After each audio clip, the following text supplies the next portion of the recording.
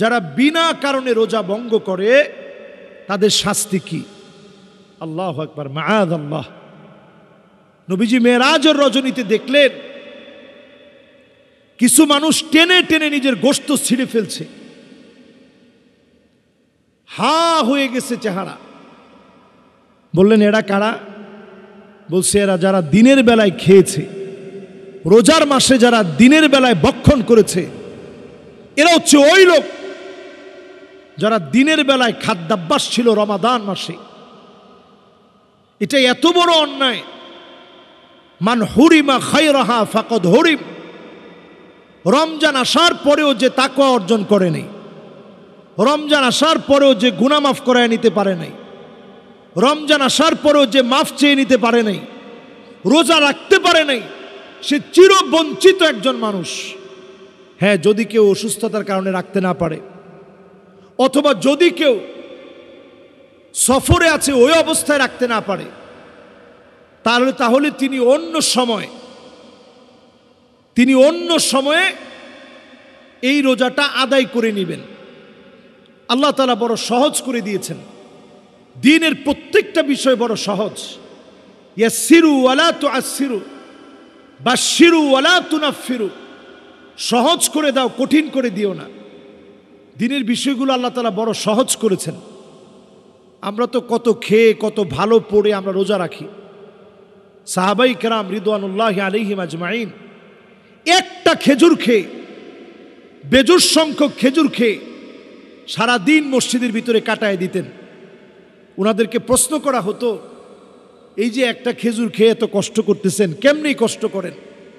সাহাবাই কেরাম বলতেন, নুতাহহিরু সিয়ামানা, আমরা আমাদের রোজাগুলারে পবিত্র করতেছি। তাহলে রোজা পবিত্র করার মাধ্যম হচ্ছে আপনি কষ্ট করেন, অল্প খান।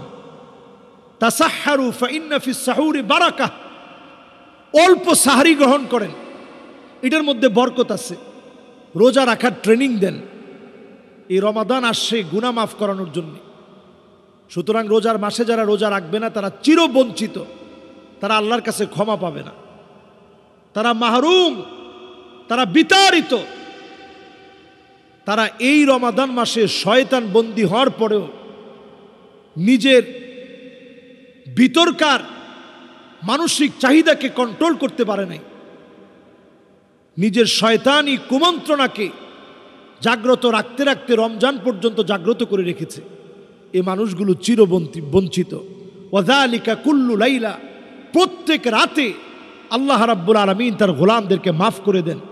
যে আল্লাহ প্রত্যেক রাতে গোলামদেরকে মাফ করেন, সে আল্লাহর কাছে রমজান মাসে রোজা রেখে ধর্ণা দেন। একটা লোকও রোজা ছাড়বেন না। আমরা অনেক সময় বলি, আরে আমার বাচ্চা তো ছোট মানুষ, ও রোজা রাখবে কেমনে? যার উপরে মা উলজিমা ফিহি কুলফা, শরীয়ত যার উপরে অর্পিত হয়েছে, তাকে ছোট মনে করার কোনো সুযোগ নেই।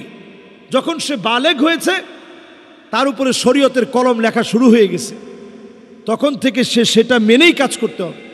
আল্লাহ আমাদেরকে বোঝার তৌফিক দান করুক।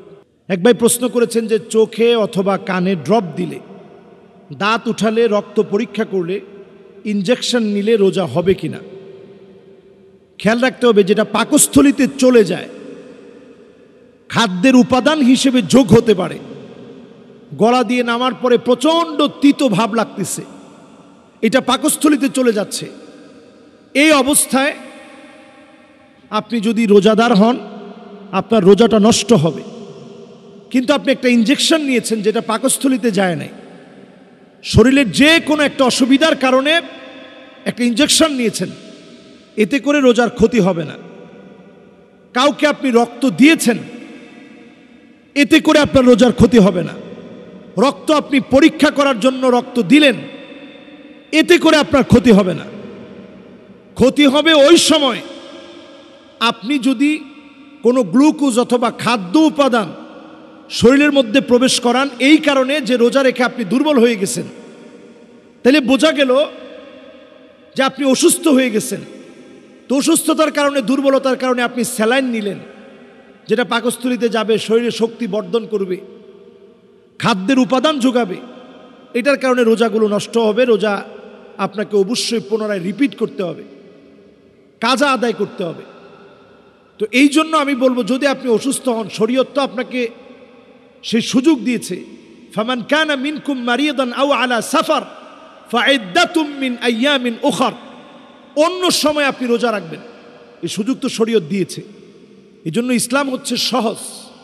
ইউরিদুল্লাহু বিকুমুল ইসর ওয়ালা ইউরিদু বিকুমুল উসর, আল্লাহ পাক চান সহজ করে দিতে, কঠিন করতে আল্লাহ তাআলা চান না।